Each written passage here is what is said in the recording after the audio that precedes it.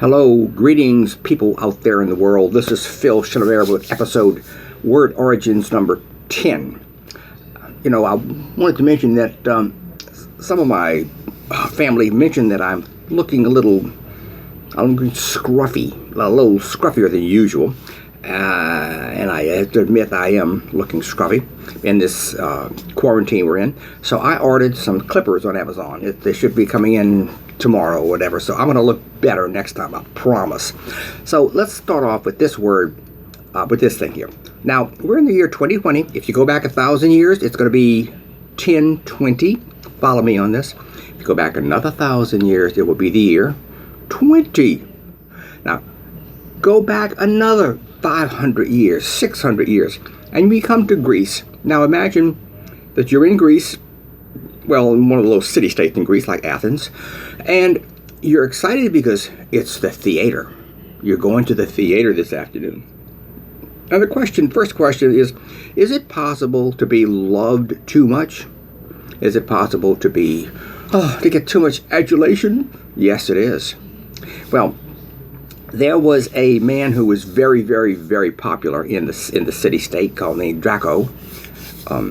In English, that's how it spells out from his Greek name, Draco. He was a very famous lawgiver. He changed the laws. He made them more standardized. Before that, it was like blood feud. If somebody killed a member of your family, you wouldn't kill them. But he was very popular, and he went to the theater one afternoon. And the people there said, there's Draco, oh yes, hey! And they jumped up and down and they yelled. Now, the custom in Greece was to throw their togas, the outer togas, in the air just to signify how excited they were to see you. Well, unfortunately, poor Draco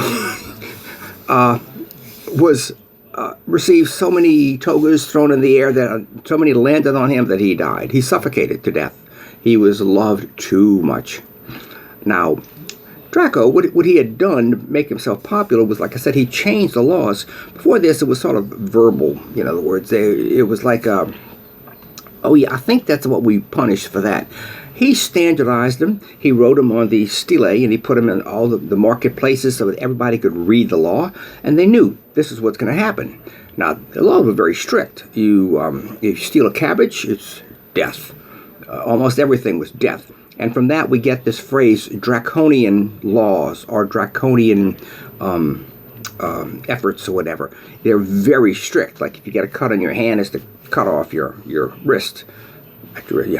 Sure, keep it from getting infected, but it's rather draconian. Now, if you never heard that phrase in your life, well, it's okay, but now you have. That's the first thing you know. The phrase draconian laws come from him, meaning they're very strict. He also put into place that they had to be adjudicated by a judge, by a court, not just by people who decided what they wanted to do. So it is possible to be too loved. Now, let's go forward about 400 years to Rome, where Rome liked the theater too.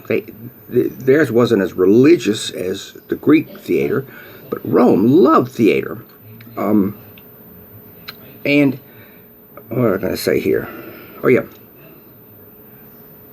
Oh, I forgot about the Greek. I meant to tell y'all about the Greek. I was looking at it and I realized that when you get your seats in the Greek amphitheater, you can't always hear perfectly, but you can see pretty much because they were all done in the daylight. The players had masks, large masks that they wore that could be seen from the back seats, and they knew that when you wore this particular mask, there's the villain, the antagonist, and there's the protagonist. They would wear these masks to indicate who they were, and the people in the back seats could say, "Oh yeah, I think there he is." Yeah, so they would know. Now the word persona means mask. This mask, and from that we get the word personality.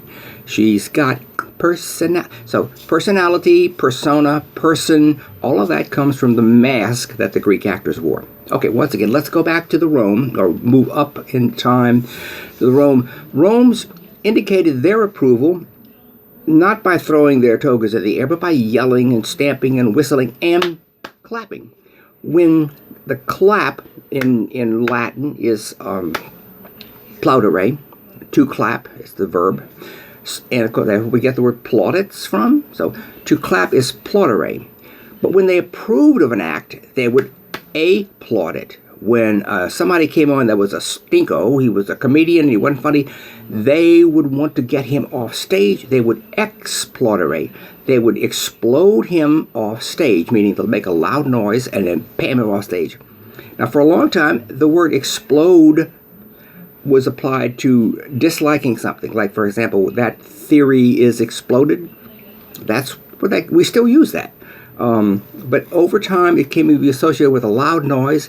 And then when gunpowder was invented, the plaudere, boom, like that, came to be associated with explodere and explode. That's where I originally started to make this, and I just got sidetracked. So explode comes from explodere, meaning clap that sucker off stage. And we got draconian laws, and we also have personality. I think that's all. That's all I'm going to do today. Thank you all for watching. This is episode 10. Stay tuned for episode 11, which will come later on. And I'll look better too.